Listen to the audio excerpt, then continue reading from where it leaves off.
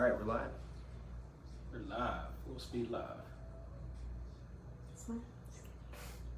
What's the appropriate way to pronounce your name?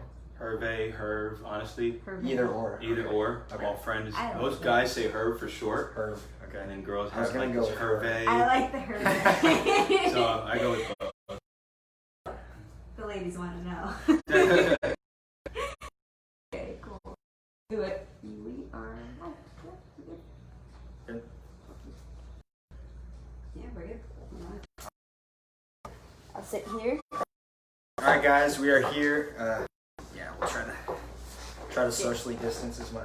6 As much inches, as we right? can. Yep, 6 inches. Hey guys, we're here on Instagram and Facebook Live, Miami Spine and Performance. We're here with Herve at his gym 4DFit. We're gonna talk to him today. This is part 4 of our community trainer series. As you guys know, we've been going around to Aventura, Hallandale, Hollywood, North Miami, getting to know some of the trainers that we knew already in the community. We knew that they do great work. And we just want to dive a little deeper into their journey. A lot of them are small. So us also being small business owners, we love to talk to them about some of the ups and downs of being an entrepreneur because we know the struggle. And there's a lot of diverse training philosophies, people coming from different backgrounds. And we know that Herve has a unique style. Both of us have had the opportunity to train with him here at his gym and at Orange Theory and had a great workout. So Herve, welcome to the show. Thank you. I appreciate you guys having me on. You're welcome.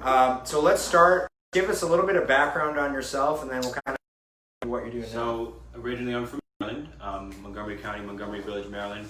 I went off to school at West Virginia Mountains. I don't know if you guys have ever been there, but not much to do. That's a state, right? It is a state. Okay. I know a lot of people don't even know it's a state, but it is a state. I know it's a So, college. I didn't know if it was really WVU, party school. So I went up Yeah. there to West Virginia. I majored in exercise physiology. I was a football player, so I stayed on campus and took extra classes. So I actually was a double major. Okay. I minored in sport and exercise psychology and sports performance.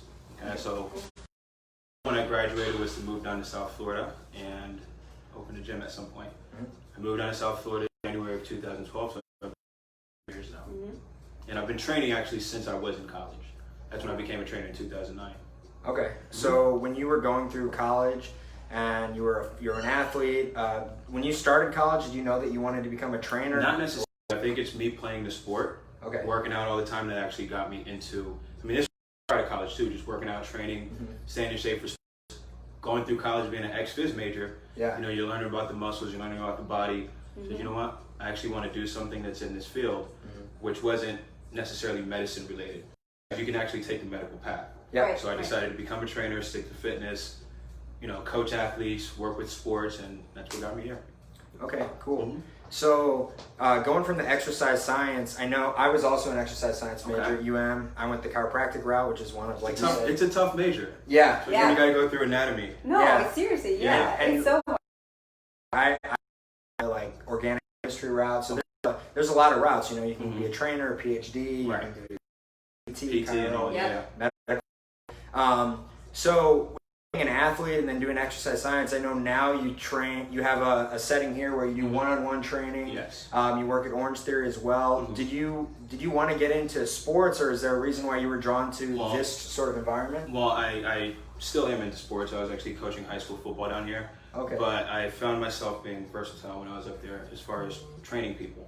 I actually started off training silver sneakers. I believe became a thing in 2010, where that was for senior citizens. It was like their insurance paid for them to work out. Oh. And that's how I started. Training with older people, and then after that you have the college students coming in. Then I started working with athletes, and I enjoy working with everyone. You know, I don't just stick to one particular crowd or, you know, older adults.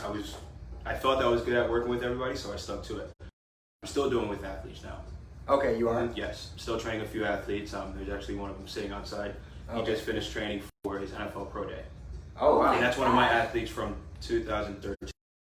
Oh, I wow. coached in high school down here in Florida. That Oh, is really? amazing. Cool. Okay. Kind of going back a little bit, why did you decide to move to Florida? Did you have family Why down Florida? here? Yeah, So why Florida? I did research prior to moving. Said one thing I did not want to do is go back home to Maryland. That wasn't an option. Born and raised there. And I looked at the top 3 areas where fitness was booming. I noticed New York City was one of them. being up north when it's cold, people love to work out the same way. I looked at Southern California and then South Florida. I have family here. My mom has 6 brothers that live in South Florida. Oh man. And I said, this is an easy move. Yeah. You know? And people love it here. It's warm all year round. People are working out all year round. I still don't understand why New York, but it's, I don't even. It's a booming fitness industry up there. Yeah. Really? Yeah. Shame on New York. I know you were born in New York City. Were you born in New York? Yeah. In the city? Yep. Okay. Yeah. Popping for gyms. Gyms are doing great up there. Oh, really? And they're always full. I mean, I believe probably because of the population as well, but even when it's cold out in the winter, people want to go to the gym. Yeah. Me, I don't want to leave the house when it's cold. There's just a lot of everything going on in New York. Of course, it's the city. It's the center of the world in some ways. So yeah. Okay. Cool. So you came down to South Florida, and then where did you start when you were down here? You started Silver Shoes, right? Silver Sneakers was the name of the company. Okay. With senior citizens. Where did I start as far as gyms I started working at? Or? Yeah, like when you moved down. So when I moved down, I actually moved without a job. I just took the car, packed everything, shipped another car down for me to drive while I was here, and I was calling gyms, and I actually got into car fitness down south, 216th Street. I didn't know how big Miami was. I got a place here in Aventura, and you know, on the way I'm setting up an interview. I have a college degree. I set up an interview and noticed I had to drive an hour and a half down south to Cutler Bay. So I told them that, I said, this may not last that long. This may be temporary, but I started looking at other gyms. I worked at the Fontainebleau gym. I worked at Olympia gym. They had a small studio called Streamline Vibrations. And I started bouncing around from gym to gym. There's a few other ones I'm missing that were down in Kendall and Doral. But at some point I said, I can't be driving from here all the way down every day to go to work. So to the gyms that are local in this area. Omaha in Hallandale had me as a sub. Oh, okay. I worked for a Gravity Studio, which is right behind Orange Theory. Yes. Orange Theory was one of them. Vibe Class was another, and Power Room was another. So there was a point in time where I was training at 6 gyms. I was doing classes at each. Yeah. And I felt like that was what helped the brand grow and helped my face get out there. Because I was working at so many different gyms. And in 2015, 16, I believe, are you guys familiar with ClassPass? Yes. Okay, so ClassPass had the best male trainer and best female trainer. Oh, wow. And I believe it's because I worked at so many studios that my name came up so many times. So I got the best male trainer. Oh, wow. And that's what actually led me to open this gym. Because I noticed every gym used that to their advantage. They promoted it. Hey, we have the #1 fitness instructor. We have this, we have that. The gyms were getting packed, but I'm like, I'm not benefiting from this. So I need to take that and start my own thing. And that's what made me open this gym. Wow. So how long have you been in this location? This location, gonna be a year in June. Oh, that's awesome. It opened in August, but I had the space in June. I had another space for 2 years. Wow. On West And these are clients that kind of follow me around from the other, well, also with ClassPass, I had people coming from Gravity to Orange Theory to Streamline to here, and we're following me around everywhere. So I need to bring it to myself. I said, the gyms are doing great from this, but I'm not making an extra dollar for bringing other than Orange Theory. Orange Theory, you pack the class, you get paid more. These other gyms, it was base pay. So I'm gonna gotta go to your class more. Yeah, come on. At the house. Is that something that you recommend to? I know, like when I came out of undergrad, I was also a trainer. I wanted to be a strength coach, and it's a little tough to transition from college to the real world, like it is in every profession. Of course. But in training, it's not necessarily like in other industries where like, all right, you just get your internship, you go to a firm or whatever the case is. You kind of have to. There's so much out there. You know, do you recommend really spreading, or was that? Not necessarily. I probably went 3 days straight without a day off. It's exhausting. Yourself out. Here, it's worth it. It's my place. I mean, you're working for other people. You're burning yourself out. If it's what you have to do, by all means, do it. But if you can get clientele, because sometimes it just takes one client to allow you to grow and get a bigger business. Sometimes it takes one person that's like, let's use Ellen Lathan as an example, that opened Orange Theory. It took one person walking in saying, oh, your gym's packed. I love the vibe, I love the energy. I want to invest and franchise this. And look at Ellen Lathan now. Over 1,000 studios in the country. So you don't necessarily need to bounce around and train at so many different gyms. You know, as long as you're growing clientele at the gym that you're at. And what are a couple pieces of advice you have to? Because I know I get asked by friends of mine that are maybe going into training as like a second career or something they're passionate about, and it's kind of tough to get clients. A couple of the things that you recommend as far as gaining a little traction. Social media. Use social media. You see all trainers now on social media. They're like getting clients from that. They're posting workout videos. Post that much of me working out because my pages get through with Herve, so I try to post everyone else that trained with me and their results, because I think that's also a fault of a lot of trainers. They post nothing but them. Right. And we get how you got your nice body, but we want to see what you can do for other people as well. So not just one platform. I use Facebook, Twitter, Instagram, LinkedIn, and I'm constantly posting. And there's a trick to my posting. I use something called Hootsuite. So it's posting for me right now as we speak. So people are like, oh, I loved your post today. I'm like, I wish I knew which one, because I set it up months ago. So I set them up for the month, check out giftforherve.com, and I post it to every social media outlet I have. And it keeps people responding. The internet never sleeps. While you're sleeping, your work can still be, right. You're planning ahead for social media. Posts, if you can, make a website, and then people just wearing shirts, and you're a walking billboard for me. I was giving them out websites on the back, so. Here's a free dry fit. Here's this. Walk around with it, and it's free advertisement. Yeah, absolutely. Yeah, and we definitely learned that more than ever about the internet with the last 3 months. Everything's been forced to go virtual, especially the last 3 months. Yeah.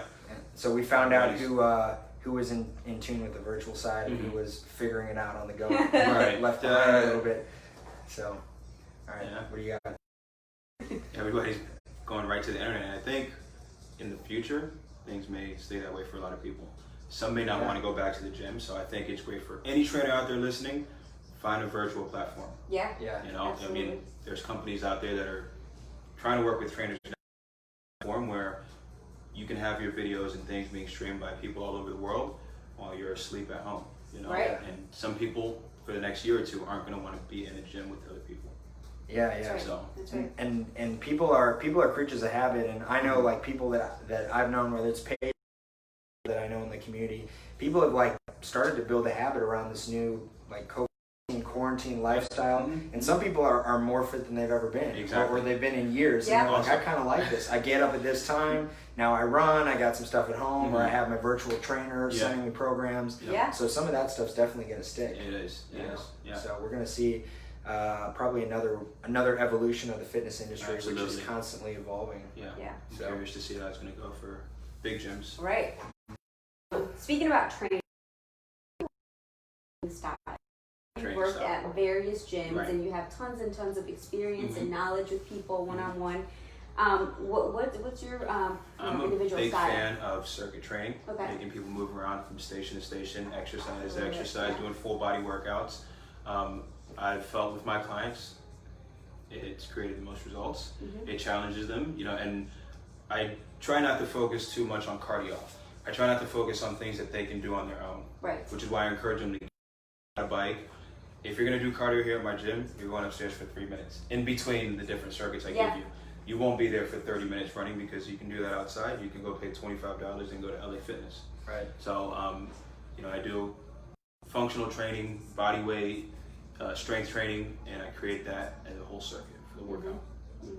Yeah, one thing I noticed when I worked out here is that we did do circuits, but you also have like a lot of kind of cool old school machines. Was that by accident or is that on purpose? Not necessarily. It's from all the different gyms I've worked at. From all the different gyms I worked at, I picked up pieces of equipment that people look at and think, okay, I've never seen this before, or this looks easy. But it'll challenge you in a way. Most of the people that come here to my gym, they don't want to get drilled to the ground to the point where they don't want to come back and train. But you want something that'll challenge them enough where I don't just have you, leg pressing 300 pounds every day, but challenging enough where you're doing the sissy squat machine, or you're doing the leg magic machine. That's an old school piece of equipment. It burns. Bad. You've done it? I bet you want it? You put me on it. I was like, and, oh.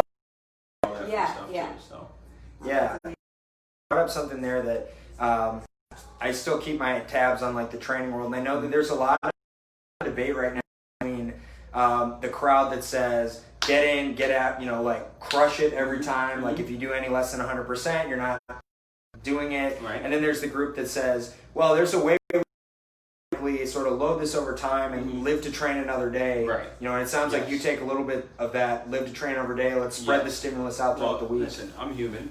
I played sports. I've got drilled before, and I hated the sport. I didn't want to go back to practice.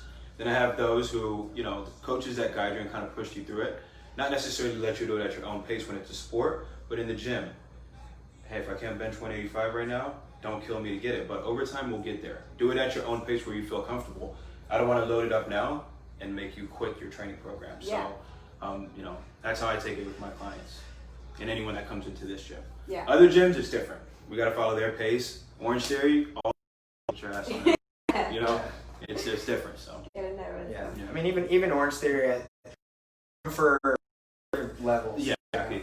It's we allow you to do it at your own. Yeah, it's not like nobody nobody was cursing at me. You guys are good coaches, man. Yeah, I'm sure everyone's different. But so, how did you develop what you're doing right now? Like today is you're the best trainer you've ever been right now. So how did you get there from when you started? What were some of the influences? How do you? Some of the coaches at Orange Theory, some of the trainers that I know here, some of the trainers I follow on social media, and great trainers. And I've been surrounded by great trainers at all these other gyms. So you know, I can go down a huge list. Alex from Orange Theory, I worked with him at Streamline. I worked with him at about 4 different gyms. Juan, Pete, Aldo I worked with at Orange Theory. Very, very happy for all of them. Aldo was at Orange Theory, right? Not for that long, but for a short That's period of time. Thing to think about. He's not a big group kind of guy. I think he's more of a personal, one-on-one trainer. Yeah. And that's more his style, but very happy to see him. You know, I think we were at Orange Theory at the same time. We actually did our training the same day with Dawn. Yeah. She really taught me to be a group fitness coach in a crowd that big. I'm used to crowds of 10 to 15, 20. Yeah. She said, this is 30. I mean, I was nervous as hell. I didn't want to get on the mic. Yeah. I mean, both of us, all day and night. Then she really coached me up on how to do it. Yeah. And then just went with the flow. So I'd say Dawn is probably the biggest influence when it comes to group fitness classes. Yeah. And then just seeing and learning from other trainers around me. I learned a lot from the other trainers because our styles are all different. Right. Everyone I'm surrounded by, we have different training styles. So the people I follow on social media, as I mentioned, Aldo, I have Natalia that trains here and also at Aldo's gym. Yeah. I learned from her all the crazy leg workouts, all the butt exercises. Yeah. It's tough as hell. Yeah. So he's a mad scientist when it comes to the glutes, training them hard. Yep. Oh, it's great. That's really great to hear. And from I've taken classes with you. I've taken a lot of people at Orange Theory, and I can see how she is. And I admire you guys because I just can't imagine keeping tabs on that amount of people doing totally different things, and you still get that attention, and if you come here you get even more attention, personalized attention. So I really love that. Another thing that I wanted to ask you, because I know you have a background in exercise physiology and movement sciences like that, so how do you incorporate that into your training with your clients? Do you use a lot of your education on that? But over the years, as I got certified, different certifications, a lot of them now, kind of conflict each other in a way. So back in 2009, when I first got certified, you're learning about stretching before exercising, during exercising. A lot of things now with CrossFit are complete opposite of what we learned with getting certified as personal trainers and group fitness instructors. So I just take the individual's background, where they've been, what they've done, to actually create a workout program for them. I know they're CrossFit. I want to keep things somewhat similar for the first time they're training with me, versus throwing them into a completely different world and risk them getting injured. Right. Same for people that come from Orange Theory. We're going to keep it as a circuit style, or same that come from a gym that's just all strength training, all heavy weightlifting. I want to start you off with that style and then slowly bring you into a different style of training. Because things change over time, and I've noticed that every time it's time to do the CAUs or get recertified, it's like you're learning new information, which is why they make you do that. What are some like seminars and stuff that's really impacted the way that you train people? The ones that we do at Orange Theory, we actually have them with the corporate locations or at the Hollywood studio. They bring you in, they tell you what changed, new science, new data, new information.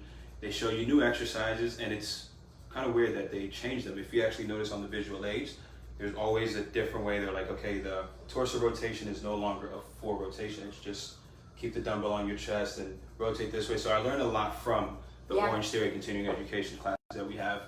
And some of the online ones, TRX actually does when they did one over the quarantine time, and it was free for trainers. Showed you a million different new things that I've never seen on the TRX. So I think the TRX one and the Orange Theory one, because I use a lot of TRX, and then at Orange Theory we do a lot of cardio and functional training. Right. And I'm sure you get this question a lot, kind of diving more into the nutritional and health aspect of it. I'm sure your clients ask you all the time about what they should do to change their body composition. Do you coach them on I do coach them. I actually have one of the trainers here, Juan, okay, that has a nutrition background. Oh, awesome. So I either send them his way, or I ask them to create a food diary of the last few, 2-3 weeks that they ate, and look at it and tell you, okay, that's not what you should be eating, and maybe you should be eating less calories or more of this. But as far as creating a meal plan and for something to follow, I leave that to the trainers with the nutrition background. Yeah, awesome. I don't want to steer them in the wrong direction. Now everybody's scared of carbs. I don't believe that way. No. People are like, don't eat carbs and you're gonna get so fat. I'm like, go look at Asians. They eat rice every day. Yes. And I haven't seen a fat Asian besides sumo wrestlers. I couldn't agree with you more. I couldn't agree Listen, with you. I'm just being honest. A lot of people now are on a no carb trend and I'm not eating this, I'm not eating that, so I send them to one. Yeah. We see a lot of trends happening, like the intermittent fasting trend, keto diets, no carb diets, carnivore diets. No, I mean, we're really fans of the foundations of nutrition. You know, you're supposed to get in your proteins, your carbs, your fats. It's a serious healthcare condition that prohibits you from consuming certain foods. Like, for instance, gluten is one with celiacs, and lactose intolerant is a big thing. So, in IBS and things like that. So with those kinds of conditions, we really coach, and specifically in my practice, I coach people on different nutritional strategies for that. But as far as help people with nutrition as well, huh? Yeah, that's one of the things she really focuses on. Oh, really? Yeah. So besides, I don't like eliminating entire food groups, because eliminating entire food groups means that you are essentially taking nutrients away from a person that could be consuming really good things for their bodies. Exactly. Or, sometimes I trip people from intermittent fasting. Honestly, I've seen also now a lot of nutritionists are checking blood types to create workout programs. That's interesting. Yeah, I've seen some typing. I think the most important part for me, and we're kind of going to a tangent, the most important part for me is not necessarily to test and not guess, right? We want to make sure that we understand what the nutritional deficiencies are, if there are any at all, and then supplement adequately and make the right dietary changes with the objective data. And then move on from there. So I love that approach. So, kind of circling back, no, not a big fan of these fads. Yeah. I mean, I'm sure there's lots of benefits for certain people. But I've known and seen many patients try certain things, try keto diets, and their body agree with it. So everybody's different. What works for one person may not work for the other. So that all the time. So it's super important to take account everybody's individual biochemistry, style, even their heritage. It really makes a big difference. Very true. Yeah. I'm glad you said that, because I say it all the time. People look at me crazy. It's so Yeah, I mean, consistent clean eating over time is pretty much the only thing that works. And everything else is tweaking here and there. But, you could indulge sometimes. Yeah, and anybody that did 2-a-days in football knows that without carbs, you're just not. No way. I don't know how I could have done that without eating Subway twice a day. Gatorade, pasta before the game. Yeah, I mean, I still believe in that goals. So, all right. So, tell us a little bit about yourself. How you train now, how you eat, and some of the things that you integrated yourself. So as far as my training, I work out 3 to 4 times a week. That is interesting. Yeah, 3 to 4 times a week. Listen, guys. You don't want to be in the gym every all day. Genetics. But which is another thing. I'm human. I eat what I want. I drink what I want. But I'm not like every day eating pizza. But I will do a cheat day on Friday, Saturday, sometimes Sunday. During the week, I try to eat pretty clean. I don't really have a choice. My girlfriend cooks, and she keeps it very healthy. Fridays, pizza, sushi, something we're ordering. Saturday, we're ordering out, and then I have a drink every once in a while. That's great. But I train 3 times a week, and I make sure I train the same style that I train everyone else. You know, I do the circuits to understand what they feel like, what I'm taking. If I can't get it done, I can't expect anyone else to come in and get it done. Yes. So, yeah, 3 to 4 times a week. That's it. I rest. I get a lot of rest. Wow. I get lazy too. Yeah. I am human. Yeah. So 3 And to 4 that's times. sometimes That's like it. a misconception with a lot of trainers that we've met. People think they're these like perfect, like robotic we type train humans every day. I mean, that if you look at never Instagram, you eat sort of anything bad. think that. And then, Yeah. Because well, that's all they're posting. They're only posting their workouts and everything they're doing, like this workout, motivational quote. And let's be real. Let's be honest. Most of them posting the workout videos. I'm guilty. I do a set, record it, and I'm like, this was my workout today. Yes, man. That's a 10-minute. Yeah. But it is that you can follow and complete yourself. Right. You know. But it's so good that you're honest about your workouts and you keep it honest about like your diet. But I expect that from one of them to come in and be asked, I ate salad every day this week. I did this. No, you did great pizza. It's okay. But we're gonna get results from whatever you're doing. Yeah. You know, because if you're not honest with your trainer, the trainer can't be honest with you. Then and you're not going to get the results that you want over time. Right. Sometimes with my functional medicine patients, I talk to them a lot about sleep, hydration, kind of lifestyle things. How much do you dive into that with your clients that may not be feeling their best, maybe a little bit more sore the following day? Like, how do you coach I tell them to. If you feel exhausted and lethargic in the gym, feel free to take a day off. You know, but the next day come in, let's go harder. Make sure you're getting enough sleep. Make sure you're staying hydrated. I preach stretching and staying hydrated, even doing massages. And for myself, I nap every day. People think I'm like a little kid, but I need a nap middle of the day. So there's certain times I won't schedule clients between 1 and 3 because I like to go home and rest. So I understand how important That's it is. how you stay this young. And how you feel so good when you get to nap every day, especially when you're waking up at 4 or 5 in the morning. I'm pretty sure you guys wake up pretty early too. So you guys are doing that to your clients. Get enough sleep, take care of your body, stay hydrated because in your world, in my world, it's all the same. Yeah. You need that sleep. Yeah. You need the rest, you need the recovery. Oh yeah. So is that something that training a little bit less, resting a little bit more, and is that something that you work in with your clients as well, as far as balancing that, or is it? No, because if you've already been used to training 4, 5, 6 times a week, and your body can handle that, you keep going. But the minute your body tells you, hey, I need a break, I need to stop. There's some people that try to go 7, and I'm like, that 7th day, make it that a stretch and a breathing and whatever day. Swimming. Exactly. Something that's not a stress on the body. But for everyone else who's coming in here to train, if you're able to do it 4 or 5 times a week and you feel like you do not need that rest, your body's not telling you shut it down, then keep going. Yeah. Why not? Yeah. We as athletes did it. We're training 6 days a week. You're 5, practicing 5 to 6, playing a game on the 7th. So if you're able to do it, go for it. Yeah. And that even at the time, that felt like it wasn't the right way to do it. Like that just that pound. It depends on the sport too. Yeah. It depends on the sport. Yeah. We do preach that to clients. Listen to your body. Same way you would as an athlete. Your body's not feeling it. You can't go. Don't go.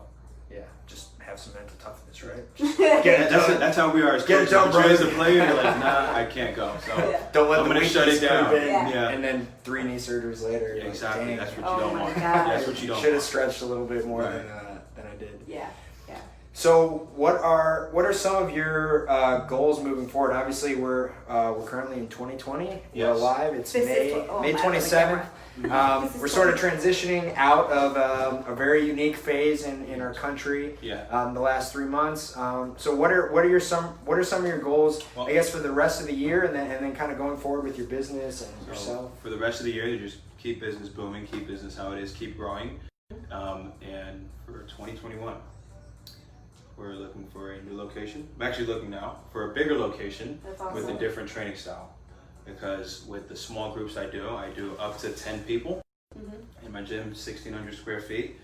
It can fit the 10, but it gets tight. So I said, I want something now that can hold 20, but keep this gym for trainers because trainers that rent from me to do personal training, that rent monthly. So I want to keep this location for them where it can be 2 or 3 of us training at a time versus having to rotate on a schedule and then have another and bigger location for a group of 20 to 30 people. Oh, wow. Yeah. That is awesome. So are you looking to take as far as yourself, are you looking to continue to do like large groups? You feel like that's your niche, and then do a little bit of solo on the side? I think small groups is my niche. But as far as, me just trying to be an entrepreneur and be a go-getter, I want to keep the small group going, but I feel like I'm ready to get something else going as well. Big group classes. Big group classes, bigger location, bigger setup, double the size. Are you still planning on sticking with you can't see the gym on the camera, but sort of like the turf, functional equipment, machines everywhere? I really like that. I didn't have it at the first gym, but I like it here because I can push the sled here, I can flip the tires here, not having to do it on rubber or take people outside. Yeah. And so I do like the style. Everyone, when I got it, thought it looked so cool. For warehouses, it's like a style that most warehouses are going to. Yeah. So I think I will stick with that. Yeah. Graffiti on the wall. Like yeah. Oh yeah. But I think if I do a second and bigger location, it'll be just about the same. And this is the thing I've been thinking about, talking to the trainers about. The same, just without the big machines. Okay. Gotcha. So I'll have the TRXs set up, I'll have the bike set up, the rowers set up, the benches set up, dumbbells, but get rid of the big machines. Okay. Gotcha. Yeah. That way I can fit. If I didn't have those machines, I'd fit 20 people in here to do a group. Yeah. You said it's what, 1,600? 1,600. That's awesome. It actually seems larger than that when you look at it. Well, 16 total square feet, but now you have the upstairs and then you have this room here. Right. Oh, these don't count? They do. The upstairs doesn't necessarily count. 1,600 square feet this way. It doesn't count that extra room upstairs. So I actually had 1,500 at the other location. Yeah. But everything was on one level. Right. So it looked a lot smaller. Yeah. Because like our office is like 1,400, but this seems so much bigger. This is so much bigger. Yeah, the ceiling's higher. Right. Yeah. Big high ceilings. Yeah. So, that's awesome. Yep. So you opened up 3 years ago. You were for 2 years. You've been here for about a year. Almost a year. Now you're looking at going even bigger. So tell us a little bit about your journey as an entrepreneur, because as we know, her and I went to school to be chiropractors. That was our education. We went to school for a long time. Yeah. Came out in the real world, and like 60 to 70% of our job is being a business person / small business owner, and actually treating patients is like the enjoyable escape from the stress of being an entrepreneur. So tell us that. So just being an entrepreneur in general, I had something going on prior to coming in gyms, and that was shoe stores. So before coming down to South Florida, a friend and I, we actually opened shoe stores in West Virginia on campus where we went to school. Wow. And this was because I was in West Virginia. There was no urban wear, there were no Nikes, everyone's camouflage, cowboy boots, cowboy hats. But I said, with all these students on campus, there's no reason for us to buy shoes, to get haircuts. So we started a barbershop downstairs, shoe store upstairs, classic cuts, classic kicks. Grown a lot. So that was prior to coming down here and doing this. Fitness is what I'm into. Yeah. But of course, I was into sneakers. I saw, call myself a sneakerhead, into Jordans and Yeezys and Nikes. So we started that first. So that allowed me to learn. He was a business major, but it allowed me to learn how to grow a business because there was a lot of struggle the first 2 years. A lot of, and that was one of the things we kind of we winged it. Yeah. We went in. I learned from that. Came here and was able to grow and understand how it works. Now that I know how it works, I feel like I'm ready to go for 2, 3, 4 more for a different gym. That's so great. Another location, same name. Yeah. So, That's looking awesome. to a lot of big things. Wow. Yeah. So you're going to go like another state as well? Yes, because I'm from Maryland. Yeah. So I actually have a friend who's a trainer in Maryland right now. He's working at a gym, and he won the same award up there as the best female fitness instructor. He coaches high school football. It's like we're the same person. So I said, you know what, it's time to take something up there. He's like, I don't have the money or none of this to do it. I said, you know what, I'm going up there. Yeah. Because he has the following. Yeah. I'm watching him all the time. I'm like, that's how I started. Yeah. And you're bringing so much business that the gyms are starting to tell him, like, we can't even afford to pay you because you're packing. That's what doesn't. Don't let them get you there. Yeah. Time to open your own. Yeah, so, that's so great that you're providing like that opportunity and expanding your brand in your home state. So that's really good to hear. Hoping for South Florida first. South Florida, Maryland, New York, Southern California. New York is very expensive. We're rooting for it's expensive here, but New York is like super expensive. Yeah, New York is probably like one of the most expensive. Yeah. Right. Although California is also, they're all expensive. All three of those. Even down here is expensive, but you're able to find little cuts and corners that have better deals. Yeah. If you want to go to Southern Illinois, you could probably do 6,000 square feet. That's probably at how least West Virginia is. Yeah, which is why I sure. went to school there. I mean, I was paying $550 for a 3-bedroom apartment. Oh my gosh. I mean, it's It's also the poorest state in the country.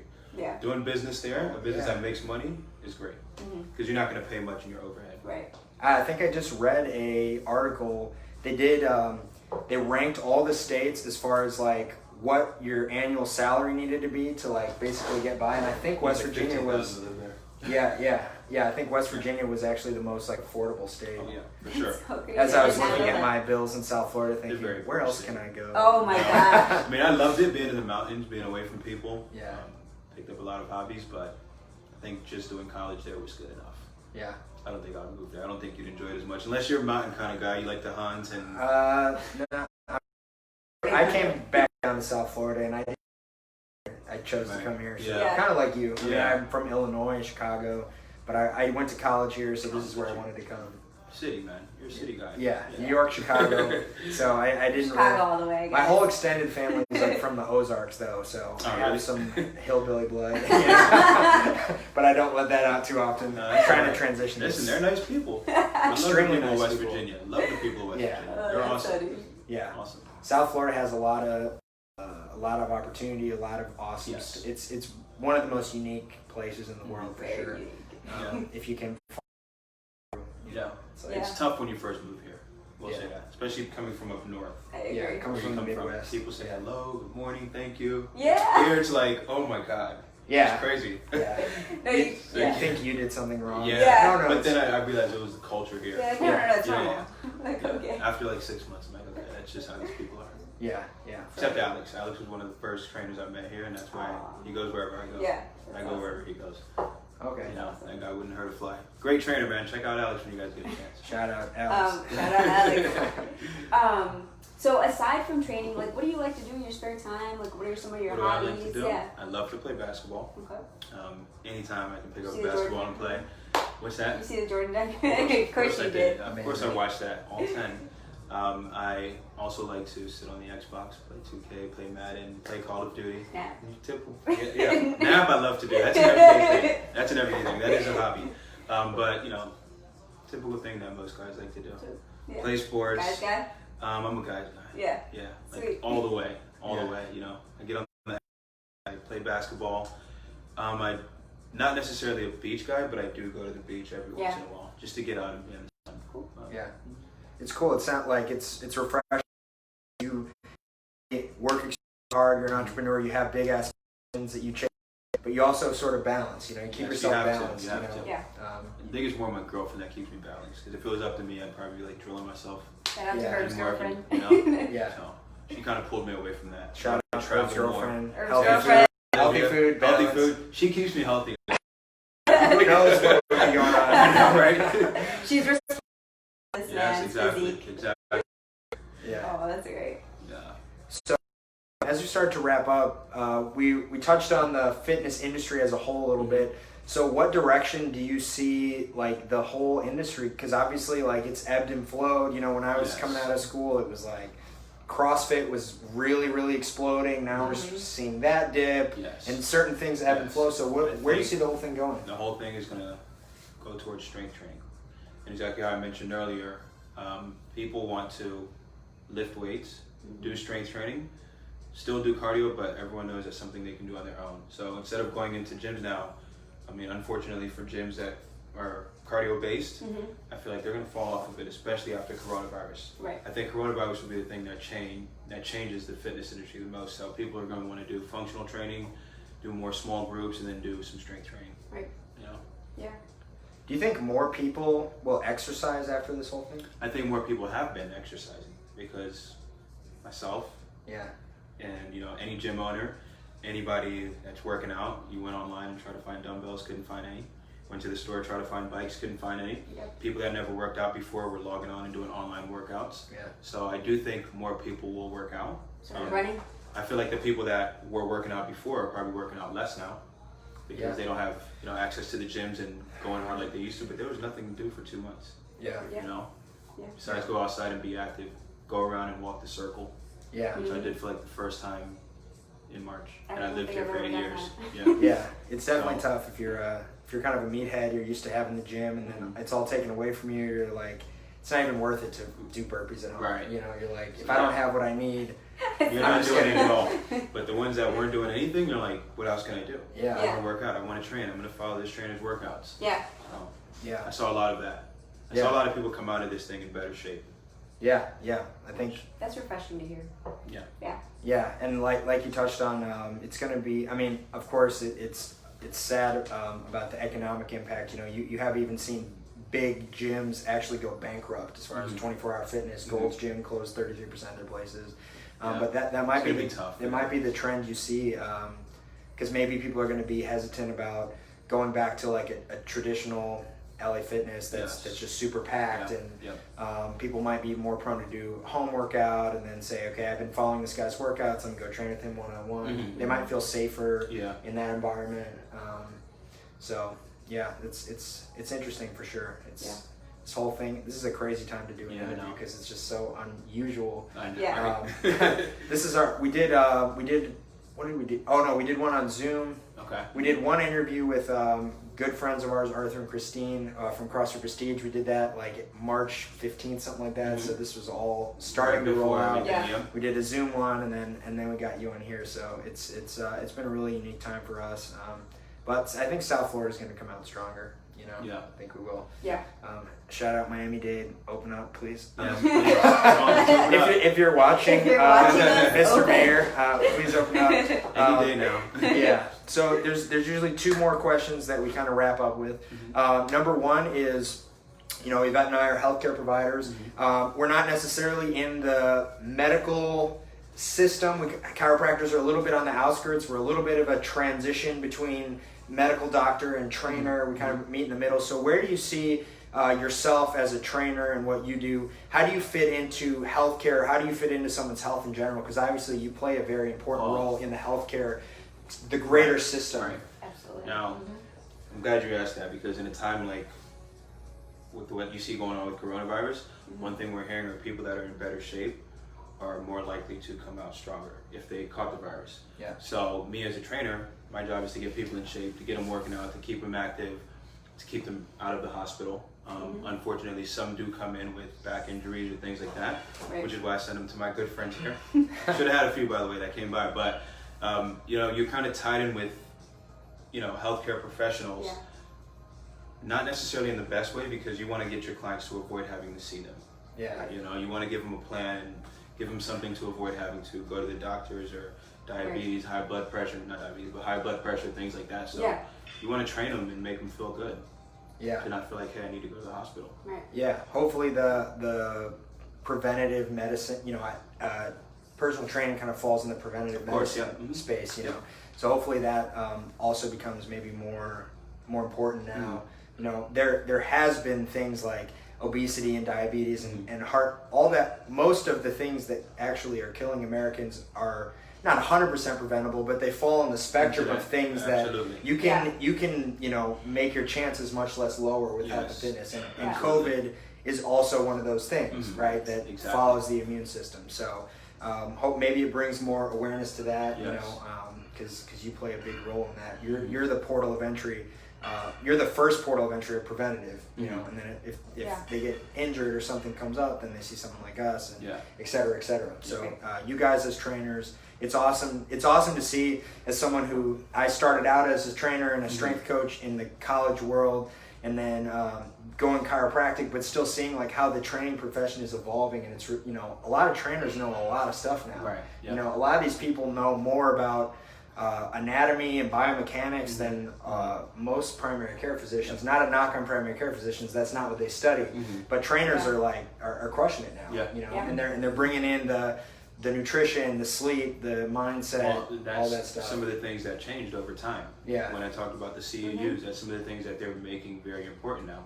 Now you go get certified, the anatomy is 50%. Before it was 20%.